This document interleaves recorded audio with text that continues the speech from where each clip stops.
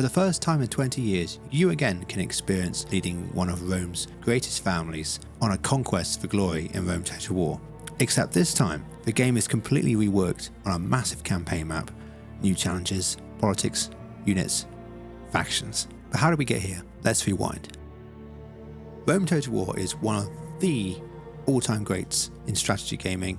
Some would say the best in the Total War series, but the reason people still play Rome Total War today is not because it offers a dramatic challenge or masterful AI to compete against. These are in some ways the game's biggest weaknesses. People still love these old games because they are almost completely customizable and moddable. And no one has done this more than the team over at RIS, Rome Imperium Surrectum. Remastered characters, regions, maps, units, you name it, everything, mechanics, everything has been changed in some way. And in the latest patch, Rome has been announced as the latest updated culture and faction that's going to be present in the mod. So in this video I want to discuss a little bit more about why they've made some of the decisions that they have in this change. Now, I first made a video back when I discovered Rome Imperium Surrectum, and I was blown away because this is something I didn't think was possible, and when I saw the amount of cities, the expansive map, it's just incredible. But reading the comments of the video now, people's biggest complaint was that they wouldn't want to manage such a vast empire when they built it up. And this is understandable. You're going to be using things like AI auto function quite a lot, and that AI is not good at choosing what to build correctly or recruit. But the map was very, very tightly packed, especially the areas that have been updated, such as Greece and Italy. And as you can see here, it doesn't really offer that much strategic movement. It just offers a lot of cities because it's quite an important place. And whilst I honestly don't mind a lot of cities, I also want to be able to maneuver my armies in a strategic way rather than just going from city to city, turn by turn. And sometimes in the Greek areas of the map, the Italian areas of the map, it can feel a little bit like you're just going click, click, click, and there isn't really any sort of opportunity to have any field battles, which I think are Rome Total War's greatest strength. Whilst city battles are cool, Rome Total War with the buggy pathfinding, with the limited options that you have for sieges, and the AI is just terrible at it. It's not my favourite, and I don't think any player would say that unless they're fighting in Rome or any other major landmark city, it's really something they really want to do with their time. And with 1800 cities on the map, it can become extremely draining. Take Troy's map, for example, Total War Troy. This map incorporates far more cities than Rome Imperium Surrectum does, but because of the size, the scale, you can have a lot of maneuver around the map. And so you have this problem where how do you balance between amount of cities and strain on the player? And I think in this update, they've announced that they're going to be drawing back the amount of cities, especially in high populated areas like Greece, and just increasing the importance of the cities that remain. They also sort of hit a glass ceiling with the limitations of the game. I think it was something like, must be hundreds of thousands of objects that are in the game at one time, and there's a certain limit, sort of a invisible limit that they hit, I think, and this forced the game to crash every so often. When it was later in the campaign, we're looking at what, turn 400, it would just cause players' games to crash. And so reduce the amount of cities, reduce the amount of objects in the game can help with this optimization as well. But more importantly, cutting back the city amounts on the map has also been necessary for other reasons. As I mentioned before, in this patch, the RIS team is finally bringing in well, not finally, but the long-awaited update for the remastering of the Roman faction. And this is what literally everyone has been waiting for. So they've got to get the game's fundamentals correct first. And I think the Greeks and the Illyrians that they brought in before were more of a testing field to make sure they can iron out all these problems. And now the Romans are here, we're going to see a lot more exciting gameplay, I think. Now we have two sort of major juggernauts, the Greeks and the Romans, in the game. I played the standard Roman faction my first RIS campaign because I knew nothing about the mod. I didn't know they hadn't remastered it. But just the amount of cities that Italy has, it was unbelievable, and it was extremely fun. However, I did feel somewhat overpowered. I didn't really need to worry too much in the early game. That's okay for some people, but I like a challenge, and I like to feel like I've earned my right to be a power or superpower. So the Romans felt a little bit too powerful for me. They haven't really introduced the different Samnites and the other factions that were in Italy at that point, and the Etruscans. It's understandable to feel powerful, especially because at the time of the RES campaign, Rome is in control of most of Italy. And also because Rome is the power of the age, it's called Rome Total War. The Romans were powerful for a reason, and so it is important to feel powerful as them. But it felt overpowered in areas that it shouldn't. For example, the amount of cities I had under my control made it very easy for me to be able to expand extremely quickly because the amount of cash flow I had. I was soon able to wage war on simultaneous fronts without problem. And even though this might seem historically correct, it isn't. Republican Rome had a lot of red tape to allow the Senate to retain control over generals and armies. This isn't simulated in Rome Total War, especially when you combine the entirety of Italy, because it's just not in the game, the original game's mechanics. The player is given free control over all the armies and all the generals. There are Senate missions, but you can choose to ignore them, and they're relatively little consequence for doing so. And it's assumed that the player is the dictator or the consul, the Senate and the people all in one. The player controls all of them and are united in all things. And this is completely opposite to Roman history. If you read anything about it, where you can see that the Senate, people and the dictators and the consuls were all vying for power all the time. And it was something that hindered the Roman Empire a lot, especially in the later years, but also in the earlier on Republican transition to the emperors. And whilst this worked back in 2003, and there's absolutely no slight of the game at all because it was a masterpiece, it doesn't really work as well today because the player can control Rome and wield its power quite effectively, and it's sort of hard to find a challenge sometimes. So how do you restrict the player without making the game frustrating?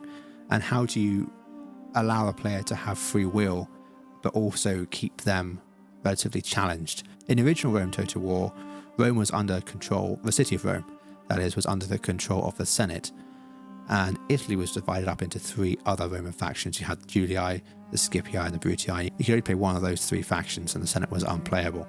However, Rome still had the overwhelming power in the game, very easily able to sweep past the Gauls if you went north, easily able to sweep past Carthage if you went south. You sort of had these three phases of the game whenever you played a traditional Rome Total War campaign. You had phase one, which is the start of the game, relatively easy expansion into one or two directions if you were, or three if you were really optimistic, and you establish a strong starting position. You kind of take over one corner of the map. If you're the Julii, you go north and take Gaul, Britannia, Germania, Spain. If you're the Scipii, you go south, take Sicily, Carthage, or Egypt maybe. If you're the Brutii, you take Greece, Illyria, and maybe push on to Asia Minor.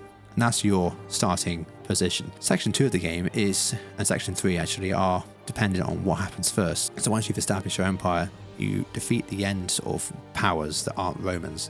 That's Egypt, Parthia, especially Egypt because of the amount of power and wealth that they have. They are the big late game enemies. There are no horde factions like in Medieval 2. And 3, or is it number 2, depending on what happens first, there's the Roman Civil War, where you have to defeat the other Roman factions. In my opinion, this is actually more difficult. And that was the flow of the game, playing as the Romans. Nothing wrong with that, that's just how it was.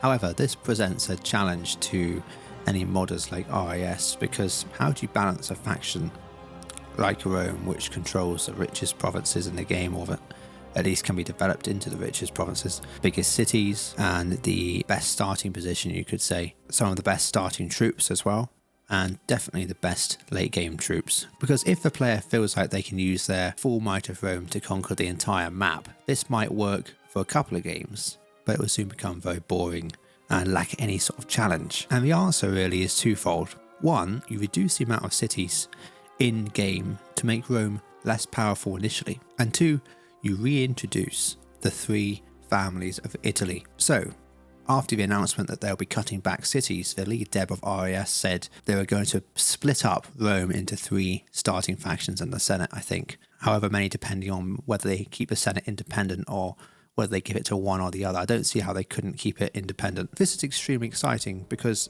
for the first time in 20 years, you can again experience leading one of Rome's greatest families on a conquest for glory in Rome Total War, except this time the game is completely reworked on a massive campaign map, new challenges, politics, units, and factions. Now you may be disappointed that you cannot play as a unified Rome, but don't worry, you still can. RES has confirmed that this will be an option in-game, but the reason they are splitting is more than just because Rome can become too overpowered. It's to try and simulate the political nature and restrictions of the Roman Republic and Senate. Probably the best book to read on this subject is Rubicon by Tom Holland, which is where I've gained a lot of my knowledge about the Roman Republic from other sources as well, but that book is especially helpful. It helps you to break down the Roman Republic, the classes, the cultures, the challenges that they face, and the characters especially, and their storylines. We go from the start of Rome, describing Roman citizens, all the way up to Julius Caesar crossing the Rubicon, and the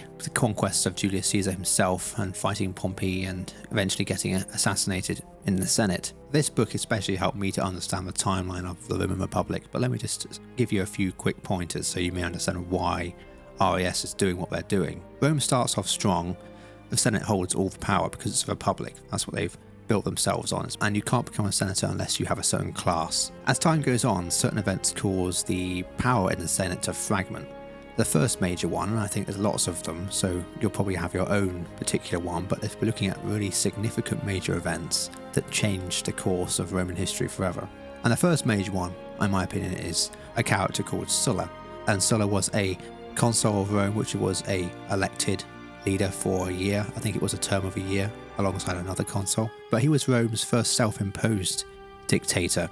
And the reason that happened is a long story, but he came back from a conquest and decided that Rome wasn't appreciative enough. I'm just summarising here, and so took over Rome with his legion. And this was a big deal because until this point, any sort of challenge to the Republic's way of life was seen as sort of very, very taboo, very, very abhorrent, and that would never ever happen. But sort of kind of broke open Pandora's box, if you would say, and kind of changed what was acceptable in the future forever. He also did things like killing off political enemies by writing lists of people that were to be found and executed because of whatever reason he gave, but he kind of solidified himself very much in power. But he didn't get rid of the Senate. He kept the Senate, and he wasn't Rome's first emperor per se. He was sort of Rome's first self-imposed dictator, but he didn't quite go the step that Julius Caesar was going to go and that Octavian eventually did, getting rid of the Senate's power as a collective body in the Roman emperor's era, a sort of token institution rather than anything that holds any power. The second big event in the Roman Republic's history, and I kind of mentioned it already, is the triumvirate, which was between Caesar, Pompey and Crassus. And if Sulla hadn't broken the taboos of the Roman Republic of doing this and that, I don't think the triumvirate would have had as much ability to press their agenda, because people would have been outraged by some of the things they did. The triumvirate was more of a political grip on Rome between three of the most powerful people coming together and kind of saying, we're going to run things from here. The Senate kind of gets sidelined because they don't have any power. Crassus himself is a very politically skilled individual. In fact, he kind of runs Rome's sort of black market, secret blackmail, spies, schemes. And so having him on the triumvirate team is incredibly important for Pompey and Caesar. I'm sure there are other instances in the Roman Republic that you guys can think of, but leave those in the comments for me. I'll be interested to see if you think there's any particular moments I've missed. Loads of different options, but I think Sulla and the triumvirate probably are the big explosions of the Republican dream. But anyway, Rome's senatorial power fell with each red line that was crossed, and every time I did that, it sort of opened Pandora's box ever so much more. And once you open the box, you can never return.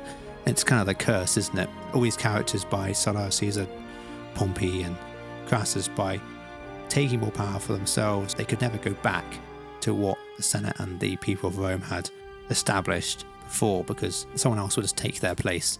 There's no more morality left by this point in Roman Republican history. And so bringing the conversation back to Rome Total War, it makes sense then that the Senate should be powerful early in the game, as it is in the original, but weaker in the late game, as power of the city of Rome itself can no longer compete with the empires of the other Roman factions. So it actually is kind of historical, if you can even say the word, with the Egyptian faction being so ahistorical. That game is kind of historical in that sense, because you had Caesar, if you could say, sort of governor of Gaul. You had Pompey, I think was governor of Asia Minor at one point. I could be wrong there.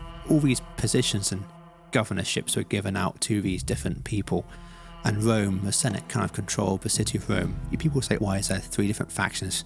Why do they fight each other? Well, actually, it kind of does make sense, and it makes sense in a way that kind of works with the very early build of Total War that they were employing at the time. So if the mob decided to combine all of Italy together into one solid faction, it could be difficult to simulate the political struggle between families, factions in Rome, but aside from the family trees and character traits, there isn't very much political intrigue that you can do. It's not until Rome 2 really that political intrigue really starts to show itself more. You can assassinate this and that. It's not great, but at least there's something. They tried reasonably well there, but it doesn't even come close to the real thing, because you can never recreate how Rome was, I don't believe, in a strategy game, because politics itself was a centerpiece in the puzzle, and how the political system worked in Rome was so different to any game that's ever implemented it or can implement it, because it's so complex all the time. And this is why then, although controversial,